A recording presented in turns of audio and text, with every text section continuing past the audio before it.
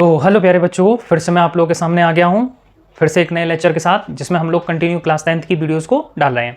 तो आज हमारा लेक्चर नंबर 13 है। तो आज हम लोग क्या क्या पढ़ेंगे देखते हैं। जो बोर्ड पे मैं लिख चुका हूँ उसके बारे में ही पढ़ेंगे हम लोग। तो हम करने वाले हैं आज गोलीय दर्पण के लिए यूवीएफ में संबंध या दर्पण सूत्र। ये संबंध खैर फिजिक्स में आप ये ध्यान रखें, अगर आपको कहीं भी संबंध लिखा मिलता है तो समझ जाना कि वहाँ हम किसी सूत्र के बारे में बात करने वाले हैं।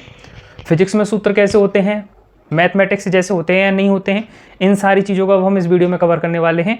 और जैसे मैथमेटिक्स में सवाल आते हैं, आपने कुछ सवाल 9th में भी किए होंगे जिनको हम न्यूमेरिकल बोलते हैं, 9th क्लास की फिजिक्स में किए होंगे। अगर नहीं किए तो अब 10th क्लास में कैसे करने हैं तो कंटिन्यू आप लोग ध्यान देंगे और समझेंगे। जो गोलीय दर्पण में है, यू किसे कहते हैं, वी किसे कहते हैं, एफ किसे कहते हैं। तो पहले हम एक डायग्राम बनाएंगे, डायग्राम के थ्रू से समझेंगे। अगर मेरे पास अवतल दर्पण है, चलो यहां बनाया, मैंने एक अवतल दर्पण लिया, अवतल दर्पण ले लिया। अवतल दर्पण में सारी चीज़ें मैंने इसमें मेंशन कर दी, जो जो चीज़ें इस दर्पण को डिफाइन करती हैं। जैसे P पॉइंट होता है, ध्रुव होता है, ये F पॉइंट और ये C पॉइंट, जिसको वक्रता केंद्र बोलते हैं, मुख्य फोकस होता है। और ये जो लाइन जा रही होती है, इस लाइन को क्या बोलते हैं हम लोग बेटा, मुख्य अक्ष। तो अब ये दर्पण हमारे पास है, अवतल दर्पण M1 M2। अब हमने इससे पिछली वीडियो में हमने कुछ चीज़ें कवर कर ली और उसमें हमने कहा था दर्पण में जितनी भी दूरियां नापी जाएंगी वो कहाँ से नापी जाएंगी, लेफ्ट साइड और राइट साइड में पॉइंट P से जितनी भी दूरियां आपको नापनी है। और अगर आप ऊपर और नीचे किसी भी दूरी को नापने की जरूरत पड़ रही है और आप उसे नाप रहे हो तो वो कहाँ से नापी जाएंगी, तो जवाब है मुख्य अक्ष से आप उसको लगाएंगे और उसके बाद ऐसे करके नापेंगे ऊपर की तरफ और ऐसे करके नीचे की तरफ। तो हमने ये सब कुछ पिछली वीडियोस में कवर कर लिया है। तो अब हम ये UVF क्या है, जो हमारा दर्पण का ध्रुव है P, दर्पण का ध्रुव P, इस P को बिल्कुल मैंने एक इसके लेकर के एक स्ट्रेट लाइन बिल्कुल सीधी खींच दी। अब ये P से लेकर के जो F तक का डिस्टेंस है, ये जो दूरी है इसे हम फोकस दूरी कहते हैं, इसको स्मॉल f से रिप्रेजेंट करते हैं। ये हम लोग पहले भी पढ़ चुके हैं। अब बात आती है U और V क्या है। जब भी हम दर्पण लेते हैं तो दर्पण में हमने प्रतिबिंब बनाना सीखा था, प्रतिबिंब खींचना सीखा था। तो उसमें हम वस्तु लेते थे जिसको हम ए भी बोलते थे। सपोज कीजिए एक वस्तु है जो मैंने यहाँ रख दी है, इसको हम थोड़ा आगे कर देते हैं, मुख्य अक्ष। तो इस वस्तु को नाम दे दिया ए बी। अब ये जो ए बी वस्तु है, इस पॉइंट पी से, दर्पण के पॉइंट पी से इस वस्तु ए बी तक का जो डिस्टेंस होगा उसको हम नाम दे रहे हैं यू। यानी जो भी डिस्टेंस होगा वो न्यूमेरिकल में दिया होगा, 10 सेंटीमीटर 20 सेंटीमीटर जो भी होगा उसको हम रिप्रेजेंट किससे करेंगे, प्रदर्शित किससे करेंगे, यू से। यानी ये यू वो अल्फाबेट है जिससे हम वो उस डिस्टेंस को रिप्रेजेंट करेंगे, समझाएंगे कि ये यू है।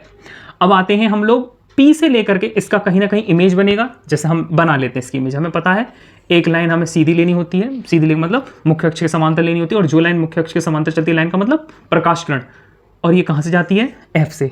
और दूसरी जो हम तिरछी लेते हैं वो कहाँ से जाती है, C से। और जो लाइन या जो प्रकाश किरण C से होकर के जाती है, दर्पण से परावर्तन के पश्चात क्या होती है, बिना विचलित हुए उसी मार्ग से लौटाती है, और यहाँ क्या बन जाता है, हमारी इमेज। तो मैंने देखा आप लोगों ने तीर का निशान नीचे कर दिया, ये B डैश, ये A डैश। तो अब जो आप लोग देख रहे हैं दर्पण के ध्रुव से लेके ये जो प्रतिबिंब है, ये जो प्रतिबिंब है यहाँ तक की ये जो दूरी होगी उसको हम जिस अक्षर से प्रदर्शित करेंगे वो B है। चाहे दर्पण मेरे लिए उत्तल हो, चाहे मेरे लिए दर्पण अवतल हो, इन दोनों ही दर्पणों में दर्पण के ध्रुव P से लेके फोकस बिंदु तक की दूरी को हम फोकस दूरी कहेंगे, इसे स्मॉल f से रिप्रेजेंट करेंगे। दर्पण के ध्रुव P से लेके वस्तु तक की दूरी को हम लोग क्या कहेंगे, स्मॉल u कहेंगे। और दर्पण के ध्रुव P से लेके प्रतिबिंब तक की दूरी, चाहे प्रतिबिंब आपका आभासी हो या वास्तविक हो, उसे हम V से रिप्रेजेंट करेंगे। तो फटाफट से इसको हम बोर्ड पे लिख लेते हैं, U क्या है, V क्या है और F क्या है। तो F जो है बेटा, F जो है दर्पण की फोकस दूरी, U क्या है, दर्पण के ध्रुव P से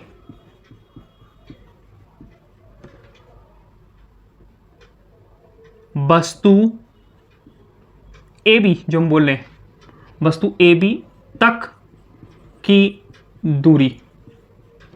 V क्या है, दर्पण के ध्रुव P से प्रतिबिंब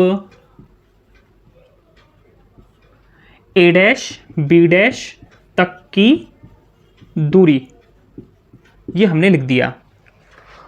तो ये सारी दूरी हमें पता पड़ गई। ये उत्तल दर्पण के लिए भी ये दूरियां सेम रहेंगी, अवतल दर्पण के लिए रहेंगी। अब इन दूरियों में हम प्लस माइनस का चिन्ह लगाएंगे, वो न्यूमेरिकल में दिया होगा, यानी आपके आंकिक प्रश्न में दिया होगा। परिस्थिति कैसी है, कंडीशन कैसी, उसी हिसाब से प्लस का साइन या माइनस का साइन लगाएंगे। अब आगे और देखिए आप, तो पहले इसको रफ कर देता हूं, जो भी चीज जरूरी है वो आप उतार लें।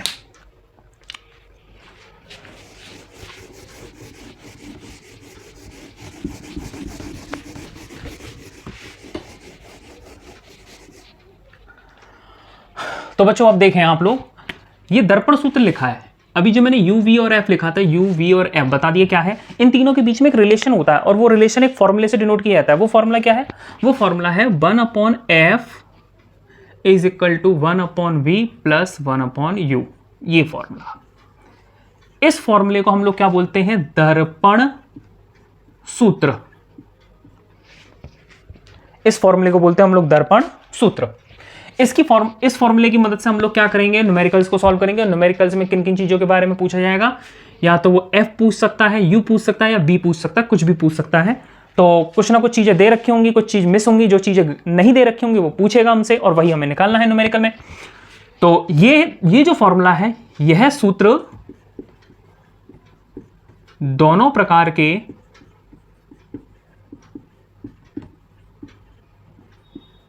दर्पण के लिए मान्य है। तो बेटा मैंने आपको बता दिया। और एक इंपॉर्टेंट बात, इस सूत्र का जब भी आप उपयोग करेंगे तो न्यूमेरिकल में जो भी वैल्यू लगाएंगे उसमें प्लस माइनस का साइन आप जब भी कंसीडर करेंगे तो उसके लिए आप चिन्ह परिपाटी के नियम का उपयोग करेंगे। तो अब हम फटाफट से एक न्यूमेरिकल लेते हैं जिससे आप लोगों को समझाएंगे कि न्यूमेरिकल कैसे सॉल्व होगा और उसमें इस फॉर्मूले की क्या अहमियत है।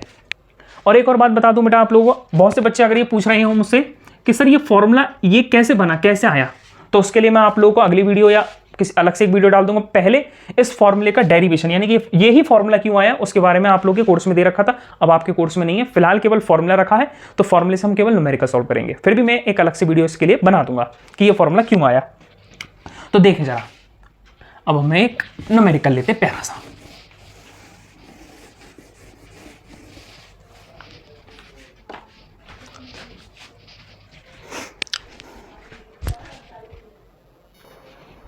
तो बच्चों हम लोगों ने प्रश्न अपने बोर्ड पर लिख दिया है। क्वेश्चन क्या है आप लोगों का? 10 सेंटीमीटर वक्रता त्रिज्या वाले अवतल दर्पण के सामने कोई वस्तु 15 सेंटीमीटर की दूरी पर स्थित हो तो वस्तु का प्रतिबिंब कैसा और कहां बनेगा? आपको ध्यान रखना है, मैंने क्वेश्चन में आपका कौन सा दर्पण दे रखा है। सॉल्व करने का तरीका क्या है ये देखें। जब भी आप किसी न्यूमेरिकल को सॉल्व कर रहे हैं तो आप जो भी न्यूमेरिकल दे रखा हो, उस न्यूमेरिकल में जो भी इंफॉर्मेशन दे रखी सबसे पहले उसको नोट डाउन करें। तो वो क्या है पहली इंफॉर्मेशन? तो हम लिखेंगे दिया है। क्या क्या दे रखा है इंफॉर्मेशन? पहले तो देखो दर्पण कौन सा है, तो दर्पण दिया है किसके लिए? अवतल दर्पण, अवतल दर्पण के लिए। तो चलो हमें एक चीज पता पड़ी, तो अवतल दर्पण के लिए क्या क्या दे रखा है? 10 सेंटीमीटर उसकी क्या है? त्रिज्या। हम पता है त्रिज्या जो होती है, वक्रता त्रिज्या को हम वक्रता त्रिज्या जिसको हम स्मॉल आर से रिप्रेजेंट करते हैं वो कितनी दे रखी है? 10 सेंटीमीटर। पहले हम हिंदी में लिख लेते हैं 10 सेंटीमीटर। अब एक इंपॉर्टेंट बात यह है कि जब भी आप न्यूमेरिकल सॉल्व करेंगे तो चिन्ह परिपाटी के नियम का यूज करेंगे। और वक्रता त्रिज्या को हम किससे रिप्रेजेंट करते हैं? आर से। तो आर इज इक्वल टू हम यहां क्या लिखेंगे? प्लस का साइन लिखेंगे या माइनस का साइन? तो कैसे पता करें? तो थोड़ा ध्यान करें, यह आपका अवतल दर्पण है। साइड में हम डायग्राम से कंटिन्यू इसको समझते चलेंगे। ये अवतल दर्पण ले लिया और ये सब कुछ हमने इसमें ड्रॉ कर दिया जो हमारे लिए जरूरी है। पी पॉइंट, सी पॉइंट और एफ पॉइंट सब कुछ बना दिया। अब आप बताओ P से लेकर के C वाला जो डिस्टेंस होता है हम उसको क्या बोलते हैं? यानी ध्रुव से लेकर के वक्रता केंद्र तक की जो दूरी होती है उसे बोलते हैं हम लोग वक्रता त्रिज्या। और हम यहाँ P से लेकर C इधर की तरफ चल रहे हैं, इधर नाप रहे हैं। और आपको पता है जब भी कोई चीज इधर नापी जाएगी चिन्ह परिपाटी के नियम के अकॉर्डिंग उसमें काय का साइन लगाया जाएगा? माइनस का साइन लगाया जाएगा। तो R इज इक्वल टू हम यहाँ क्या लिखेंगे? माइनस के 10 सेंटीमीटर। माइनस का साइन यहाँ ये बताता है कि आपने उस दूरी को किस डायरेक्शन में मेजर किया है, नापा है, इधर या इधर, केवल ये है। अब चलो हमने R लिख दिया यहां से। अच्छा और क्या दे रखा है? उसको भी लिखते हैं। आप ही जान लीजिए जब भी इस तरह का आपको क्वेश्चन दे कि वक्रता त्रिज्या दे रखे, प्रतिबिंब कैसा बनेगा, वस्तु के बारे में कह रखा है, तो आप हमेशा आर से क्या निकाल लेंगे, एफ। तो अब आप लिखेंगे सूत्र F is equal to R/2 से इस फॉर्मूले को उठाएं और देखो F इज इक्वल टू कितना निकलेगा, F इज इक्वल टू -10/2 यानी कि -5 सेंटीमीटर। ये ध्यान रखें आप लोग कि जो अवतल दर्पण है, अवतल दर्पण की फोकस दूरी और वक्रता त्रिज्या दोनों ऋणात्मक ली जाती है। हर क्वेश्चन में लेना आपको अवतल दर्पण के, जहां भी आपको मिले। आगे देखें, हमें F मिल चुका है, फिर क्या कह रहा है, अवतल दर्पण के सामने कोई वस्तु 15 सेंटीमीटर की दूरी पर रखिए। थोड़ा सा सोचो, 10 सेंटीमीटर वक्रता त्रिज्या, वक्रता त्रिज्या यानी P से लेकर के C वाला ये जो डिस्टेंस है ये कितना है, ये है 10 सेंटीमीटर, ये है 10 सेंटीमीटर। वस्तु कहाँ रखी है, त्रिज्या इसकी इतनी है, अवतल दर्पण 15 सेंटीमीटर की दूरी पर रखी, तो 15 का मतलब यहां से अब जब मैं नापूंगा तो 15 कहीं यहां कहीं आएगा, यहां वस्तु रखी है। वस्तु को हम नाम क्या देते हैं, हमेशा AB। ठीक, चलो ये भी हमारा हो गया। तो ये क्या होगा, वस्तु दर्पण के ध्रुव P से लेकर के वस्तु तक की दूरी को हम लोग क्या बोलते हैं, U, और वो कितना दे रखा है, हम यहां P से लेके इधर की तरफ चल रहे हैं, इधर की तरफ वस्तु की दूरी ना रहे, तो U को किससे रिप्रेजेंट करेंगे, -15 सेंटीमीटर। हर क्वेश्चन में चाहे वो उत्तल दर्पण का हो चाहे अवतल दर्पण का हो, आप हमेशा ध्यान रखेंगे U की वैल्यू हमेशा नेगेटिव लेनी है आपको, ये हमेशा ध्यान रखना आप लोगों को। F की वैल्यू, ये जो फोकस दूरी है, अवतल दर्पण के लिए नेगेटिव लेनी है और उत्तल दर्पण के लिए पॉजिटिव लेनी है। अब देखो आगे, हमें ये मिल गया, ये मिल गया। उसने पूछा प्रतिबिंब कैसा बनेगा, तो पहले हम लोग इस डायग्राम के थ्रू समझते हैं, फिर हम रिजल्ट निकालेंगे ऐसा हो रहा है कि नहीं हो रहा है। अब आप जानते हो ये लाइन ऐसे जाएगी सीधी, यानी कि यहाँ से प्रकाश किरण ऐसे जाएगी, फिर ये क्या होगा, जो प्रकाश किरण मुख्य अक्ष के समांतर चलती है, मुख्य फोकस से होकर के गुजरती है, और दूसरी प्रकाश किरण जो कि वक्रता केंद्र से ली जाएगी, वो दर्पण से परावर्तन के पश्चात उसी मार्ग से वापस लौट आती है। जहां ये प्रकाश किरण काटेंगे वहां वस्तु का प्रतिबिंब बन जाएगा, ये बन गया AB, जिसको हम A', B' कह रहे हैं। सब कुछ आपको दिखाई दे रहा है।